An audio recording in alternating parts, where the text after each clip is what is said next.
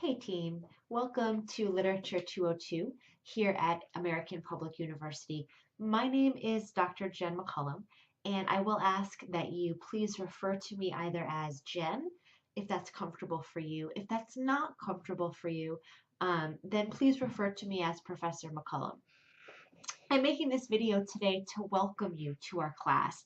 And this video is going to serve a couple purposes. The first intention that I have to make this is, of course, to welcome you to the course and to make you feel comfortable. But I'd like to take the opportunity to talk to you a bit about how I use videos in this class. The second thing that I'd like to do is I'd like to give you an overview of what you can expect in the class so that you feel like you are, that you know what you're in for as we get started. The third thing that I'd like to do is I'd like to give you some tips for getting started here before class starts and in the first week. And the final thing that I'd like to do is to touch on some tips for how you can be successful in the first week and how you can go about navigating the first assignments that are due. So welcome to the course. I'm so happy that you're here. I've been teaching with American Public University for several years now, and I teach online courses at a number of universities. But my full-time position is as professor of English at Landmark College in Putney, Vermont. So welcome to this course. This is a course on global literature since the 17th century, and we're going to be looking at texts from the 17th century through the 20th century. The 21st century won't be in our scope, but you could always bring in 21st century texts to synthesize with any of the texts that are on the table if something comes to mind for you. So I want to talk to you a little bit about how videos work in this class. I like to use videos because I feel like videos add a humanistic aspect to an online class, which can otherwise sometimes feel cold or removed or inhuman. I don't like that. If you are somebody who would like to use video and experiment with it, let us see your face, let us get to know your personality, feel free to do that for your discussion board posts, either your main post or your response post. You can upload a video if that's something that strikes you as worthwhile to do. If you do use a video for your main post, though, I ask that you still do meet all of the criteria for the post and include your works cited page after your video. That way, you're still on track with the expectations for the other students who are not using video. Anyway, I like to use video, of course, because it gives you the chance to interact, to feel like you're interacting with me in a humanistic way. I also like to use videos as a way to reflect on the week that came before, as a way to help you to feel more successful and to synthesize the modules together and the readings together as we go along, so that you feel like there's cohesion there, there's a continuation that you can track and see. For me, as a student in a course, I like to know that content is building on what came before, so these videos should help to pull out those threads of connection to help you see that.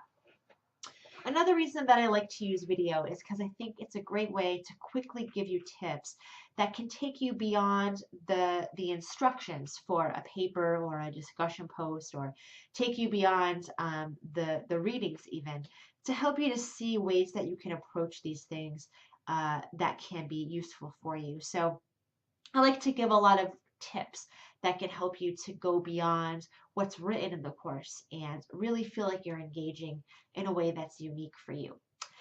Please do watch my video at the top of every week. I will post it right on the main page there. I do expect that all students will watch my video every week. I try to keep them around 10 minutes. You can play them in the background while you do other things. Pretty easy, pretty simple thing for you to do, and I think it's a big help. Students do say that they feel these videos do give them an edge over students who don't. So keep that in mind as you go along. So a couple tips to get you started here in the first days of the class. This is what I recommend. I recommend that before you do anything else in the course, that you go ahead and click on every single link that you'll see on the left-hand side of your screen in Sakai. Um, Click on every single link and explore the content that's there so that you can start to familiarize yourself with where you can find important documents and activities. After you've done that, I'd like you to go back and create a file on your computer's hard drive where you can save important documents to a file that you might call something like LIT202. And in this file, I'd like you to go ahead and put in all of the files that are important. So definitely the rubrics. The rubrics will tell you how I'm grading every assignment. Definitely the syllabus. That's definitely important.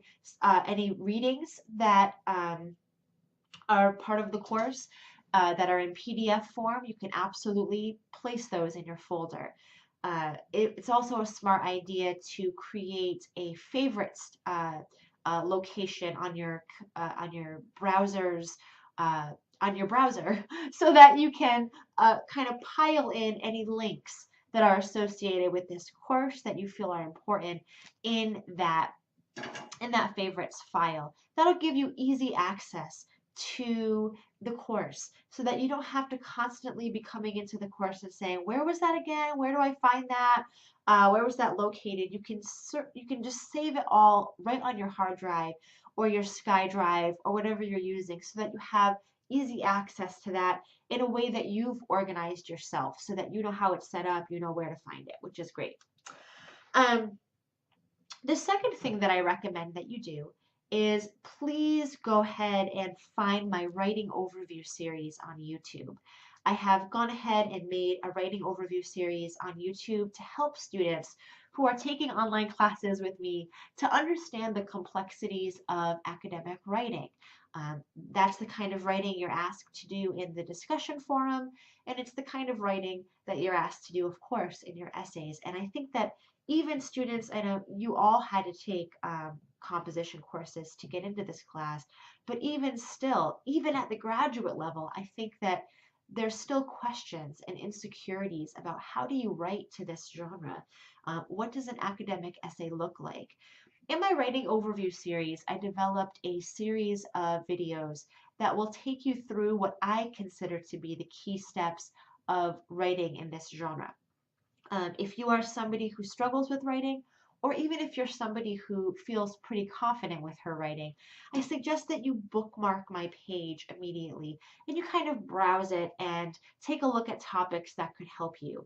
I do have them listed in an order that I think is useful for learning.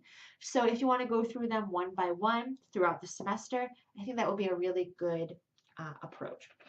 So go ahead and bookmark that page. You can find the link under the syllabus link in our course where I've included a lot of links through which you can network and otherwise connect with me. So take advantage of that.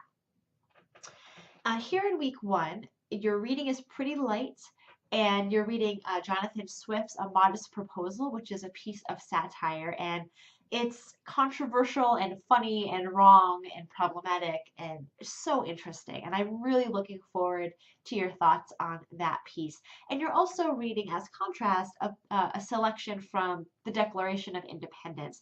Now, at first blush, they may seem to not have a lot to do with each other, but in the discussion forum, I ask you to kind of synthesize or marry those contexts together and see what you can come up with. So this week, a couple things to keep in mind is how do you close read texts? That is the supplementary video from my writing overview series that I would like you to especially watch this week is 3 ways to close read texts. This will help you to engage text in a way that's going to be beneficial for your writing process. I give you 3 different options for how to close read text, and you can feel free to add your own ideas as well. But that is the most useful video. In your forums this week, you have 2 posts that are due. The first is your introduction forum, and the second is your response to the readings. So please do watch my overview video on how to engage in the discussion forums. That will give you some insights. For your introduction forum, I like for you to be as personable and personal as you can, because I feel like when you come to the course as you are with all of your passions and all of your interests, your fears, your reservations, your experiences, your pasts, when you come with that into the course, I think you have the best chance of being successful in the writing, uh, in the academic writing genre. So in your introduction forum, feel free to post photos of yourself, videos of yourself, links to your personal blogs or links to your favorite websites. Feel free to get as personal as you feel comfortable doing. That will give me and your peers a chance to relate the way that you read text and the way that you write about text to your personal experiences, which I think is a very important aspect of academic inquiry. Anyway, that's enough for one day. Please feel free to take advantage of my online office hours. You can schedule an appointment with me through my booking site, which is under the syllabus link. Um, and I look forward to hearing from you. I hope that you have a great week, and I will see you here at the top of week 2.